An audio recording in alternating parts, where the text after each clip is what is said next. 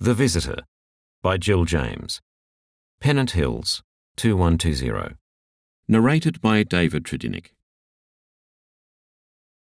Ryan parked the car in the quiet side street.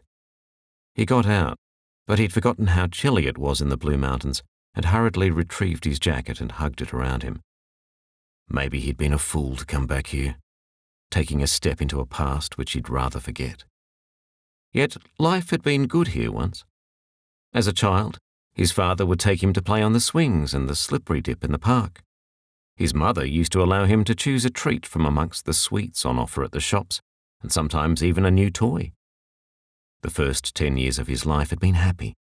The changes had been subtle to begin with. His father had started coming home later in the evenings, and then even staying overnight in the city. His mother became distant, anxious, and there were less treats and playtime. Then Dad brought some friends home unexpectedly, and his mother had to feed them. Yes, that had been the first time he'd realized something was not right. One of the women, Iris, had taken over the kitchen, and his mother had retreated in tears. Next day, he'd gone off to school in the morning. When he got home, he found the house invaded by police and ambulance men, with reporters hanging around outside. And there was his father, weeping and being comforted by Iris.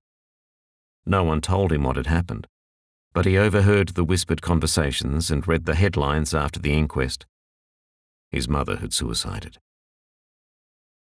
After that, Iris had visited frequently, and she'd tried to ingratiate herself with Ryan, but his grief was too raw and hurtful. He'd noticed that his father was relying on Iris more and more. It was almost a year later that they'd married, and Iris moved into their house.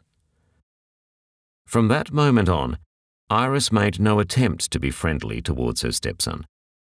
When his father was there, she made a show, but alone with him, she either ignored him or was objectionable. She did not change his bed linen. She did not wash his clothes, nor did she buy him the required uniform for his new school. Then his father had to fly to Brisbane on business, and when Ryan came home from school, he found the house locked against him and all his things thrown into a skip bin on the footpath. Ryan had tried knocking on the neighbours' doors, but they did not want to get involved. In desperation, he returned to the school. He was lucky. The staff were enduring a long after-school meeting, and the teachers who knew him rallied around. They contacted a great-uncle and aunt who took him in and were good to him, although he had to listen to his great-aunt outlining what she thought of his stepmother almost every day. When his father died, leaving house and possessions to Iris, his grandmother hinted darkly that the death had been no accident. But his father had a heart condition, and there wasn't even an inquest. Now Ryan wanted to take one last look at the house. Would she still be there? Ryan still swapped news with old friends from the town, and the latest he'd heard of Iris was that there was a new man in her life. It would be best to forget her, but the childish fear of her hadn't quite died, even though he was now a doctor preparing to take up his first job.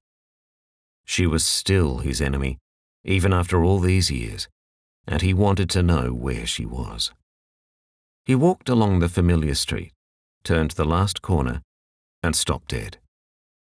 Outside the house, there was an ambulance, a police car, and a crowd of people upsetting the traffic flow. It wrenched him back to the day his mother had died. Then he saw an old friend and hurried to him. "Harry, what's going on?" Together they watched, and finally a stretcher was carried out of the house. The body on the stretcher was completely covered by a dark blanket. She'd got rid of this husband, too? But he'd seen enough corpses in his university training and realized that the body on the stretcher was not big enough to be a man. The husband got home and found her dead. He'd been away on a business trip or something, Harry explained. Then he pointed. "That's the husband over there." Ryan stared in amazement. He knew that man. Best friend to his father, golfing buddy, business partner, best man at his first wedding. The two men had been inseparable. And he'd married that termagant? He was weeping and babbling to anyone who would listen. I told her not to use that stepladder, and now see what's happened. They say she broke her neck when she fell. Harry plucked his sleeve. Come and have lunch at my place? It was pleasant enough, although the 3-year-old twins were rowdy.